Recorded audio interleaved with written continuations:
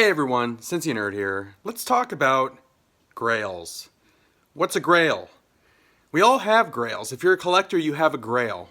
To me, a grail is something that you really want. Something that has value, something that's hard to attain. Well, I am fortunate, blessed, and thankful enough to say, grail acquired.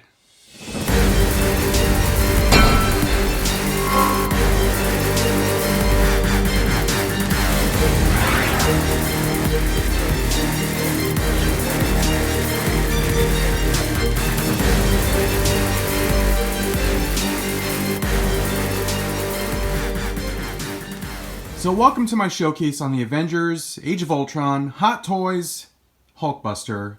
This is something that I never thought I would own. I missed the pre-order on it when it first came out. I tried to buy it at secondary stores, but it was sold out. I happened to find one at a local shop called Pack Rat Comics in Hilliard, Ohio. They were selling it for $1,200, and they recently had a sale where everything in their store was 25% off. So when I heard about that, I jumped on the opportunity to own something that I've always wanted to own since it came out. Something that I thought was pretty much unattainable because of its price. I sold a few Hot Toys off and I purchased my grail. So this is the Hot Toys Hulkbuster. Here's the box. It's a very large box. It almost didn't fit in my car. I actually had to move the passenger seat all the way back and recline it all the way to get this giant box in my car.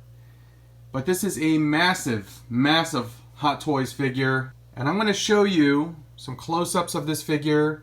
I'm going to show you how you can display it. This isn't going to be a full review, but I will show you quite a few things with this beautiful work of art. So let me start by just showing you some close-ups of this thing. And then I'm going to do a comparison at the end and show you the real size difference between this and a few other Hot Toys figures that I have.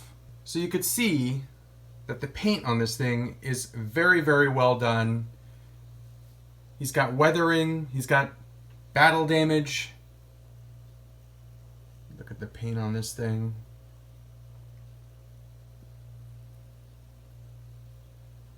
He is very heavy and very intricate. He's got a lot of moving parts inside, and I'll show you some of that a little bit later. But here are his hands. He does have lights all over. Lights in his head, lights in his chest, lights in each hand, lights in his lower legs. And then when I show you the back, he has lights in his back and lights in the back of his legs as well.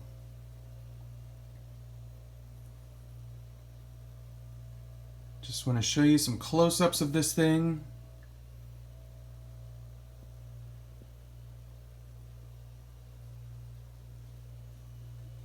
So there's what he looks like from the front. Let me turn him around. I'm going to have to turn the camera off because this thing is pretty heavy. It weighs over 20 pounds, I would say. He's not only very heavy, but he's very large and cumbersome as well. So let me go ahead and turn him around on the bar and show you what he looks like on the back. Alright, so here is the Mark 44 Hulkbuster from the back, and you can see he's got 4 sets of lights on his back. There's his Hulkbuster butt. He's got some weathering on there as well. And if you can see, this is really cool here. The intricacy and the details in the back of the knees there.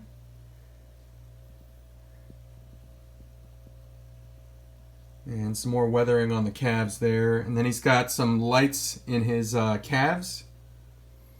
And you can see the back of the feet there.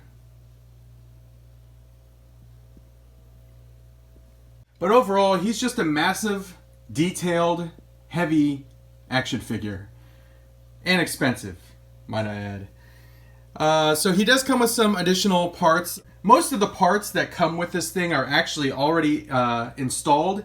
And what I'm going to do is I'm going to unassemble him and show you all the different things that he comes with. But here are the additional parts that I don't have assembled right now. He does come with this chest piece, which is battle damaged. It's got a big dent in it. I'll show you what this is for a little bit later. Basically, there is a Mark 43 bust sitting inside this thing, and you can swap out the chest plate on that as well. So I'll show you that. Here are all of the batteries. Obviously I have not installed the batteries yet, but you can see there are a ton of batteries for all the lights in this thing. He does come with these two rubber sleeves, and these rubber sleeves are for the Mark 43 die-cast figure. If you happen to have that one, you can actually take that figure, put these sleeves on its legs, and place the entire figure inside this Hulkbuster. That's how large it is. And he comes with this giant book of an instruction manual here, which you do want to read because this thing is pretty intricate. I think I've said that word a few times now. But let me go ahead and turn this thing around, and I'm going to unassemble the Hulkbuster and show you what's inside this thing. Alright, so I usually don't go over like articulation in my Hot Toys showcases, but I think it's important for this thing just to understand where the points of articulation are. I'm not going to go into too much detail, but I just want to show you where you can actually articulate this thing. So obviously his head moves, it swivels. His head actually goes up as well, so it opens up there to reveal the top of Tony Stark's head. And a lot of the parts that are inside the chest can actually be removed to show more of the Mark 43 inside there. His arms do move, so really strong ratchet joint in his arms. They move upward like that, they move out like that, and you can see that the shoulder is also articulated. When you move the arm, it automatically moves this shoulder so that it doesn't get stuck in there. The arms also swivel at the bicep, as you can see there. They bend at the elbow. His elbow pad, I guess, or elbow thing moves. It's on like a ball hinge type apparatus. Again, I don't know any of the technical terms for these things. I'm not a reviewer, so I just kind of make up my own words. Each finger is articulated. It has a point of articulation at this point here. Hopefully you can see this. Let me bring it in a little closer. So here are the hands. You can see, here's his pinky. It's articulated there, it's articulated there, and then articulated at the actual joint of the finger as well. So 1, 2, 3 points of articulation in each finger. And he has another ratchet joint in the wrist. It can swivel, it can move like that. But again, each of these 4 fingers is articulated. This right here also moves, so you can see how it looks right now. Let me show you what this does. So you straighten that out, you move this up here like that, this slides in, and then this shuts. That's what it looks like when it's not revealing the little weapon inside. But again, you can move that back, and you can see that it's kind of sitting on top there, and then you pull this thing out, and there's that there. That looks like something that, like when you punch, it's kind of like, almost like brass knuckles, but it's on his wrist. So that's the best way I can describe it. I don't know the actual term for it. And you can see right there, it's pretty heavy. I mean, it's over 20 pounds, but more so it's just cumbersome because it's so large. But you could see, I mean, the flex in my arm, it just shows how heavy this thing is. So he does have articulation in both of his legs up at the hips here. He has articulation in his ankle as well. They can bend forward and bend backward. You can see this piece here is articulated so that he can move his foot and bend his foot. He does have articulation in his upper chest, so he can, like an ab crunch kind of thing. But let me go ahead and show you inside of this.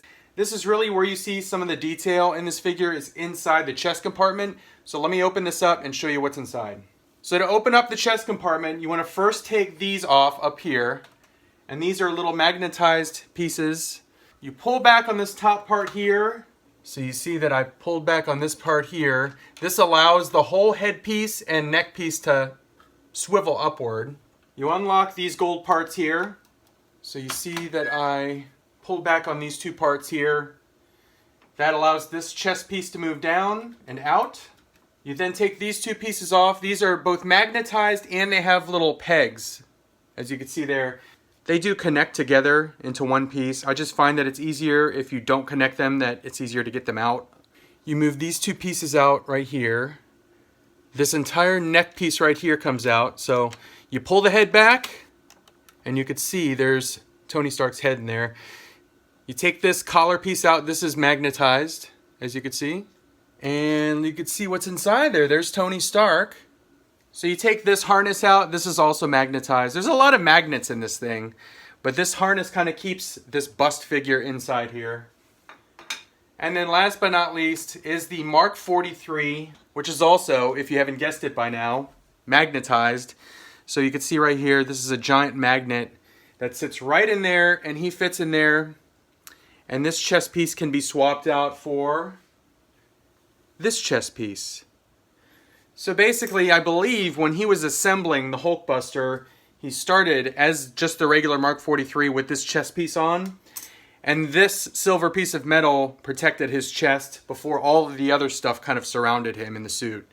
So this is what you get. This actually comes with this Hulkbuster piece. If you don't have the die-cast Mark 43 in your collection, this works just fine. There's a battery compartment in here, so this will light up. And then the head pops off very easily, so if you do have an unmasked Tony Stark head sculpt and you want to display it inside here, you can pop that head on. So it's a really cool little bust here. I'm glad they included this with the Hulkbuster. Let me show you an alternate way to pose this thing where it looks like he's kind of assembling the Hulkbuster. Alright, so this is actually how I prefer to have him displayed in my collection, just because I think it looks really, really cool with the Mark 43 inside there. As you can see, I swapped out the chest piece on the Mark 43 to the red one, because it looks like it's just kind of forming around him. And I leave the chest cavity open like this. This piece here I swapped out just to show you what it looks like. This is the battle damaged chest piece. I'm going to swap out the pose every now and then between this version where it's kind of forming around him and then the completed look for the Hulkbuster where it's fully formed. But there you go. There is the Avengers Age of Ultron Mark 44 Iron Man Hulkbuster. This is my grail. I now have it. So I'm not sure what's next on the list, but I'm very, very happy with this one in my collection. This is my new centerpiece of my entire collection. So that's how much I wanted this thing. That's how much I love this thing. So now I just need a place to display it. I'm not sure where I'm going to put it in my collection, but again, this is my new centerpiece right here. Alright, it's my favorite part of the video. It is comparison time. So let me go ahead and get some other Avengers Age of Ultron Hot Toys figures out and show you how big this thing is compared to those. Alright, I'm sure this is the first one you all want to see. So this is the Hulkbuster next to the Avengers Age of Ultron Hulk. So there is puny Hulk next to the Hulkbuster, and I think that's a good size right there. Hulkbuster does look a little taller right now just because of the way I have him exposing the Mark 43 inside. So that head is sticking up. Usually that head is down. So that's a more accurate size comparison between the Hulkbuster and the Hulk when the head's down like that. So there's your first comparison. Alright, here's comparison 2. This is the die-cast Age of Ultron Mark 45. So this is the armor that comes right after the Mark 44 Hulkbuster. Where you could see this is how tall he is compared to the Hulkbuster. It comes up to right about his waist. But there you go. There's the Hulk, the Hulkbuster, and the Mark 45 Iron Man. Alright, and the final comparison here, just for the heck of it, I decided to get out my Age of Ultron Ultron Prime figure. So here is Ultron Prime, and here is how tall he is compared to the Hulkbuster. He's a pretty tall figure, but he's not nearly as tall as Hulkbuster. So there you go. There is the comparison. Hulk, Iron Man Mark 45, Hulkbuster, and Ultron Prime. This is probably my favorite thumbnail I've ever done in all of my videos, but I don't have any regrets in paying what I did for this thing. To me, this is a work of art. This is something that I'm always going to look at every time I come down and look at my collection. But I'm just very thankful and happy to have it. So, Hulkbuster, welcome to the collection. If you like this video, if you like the Hot Toys Hulkbuster, please give a thumbs up. I absolutely appreciate it.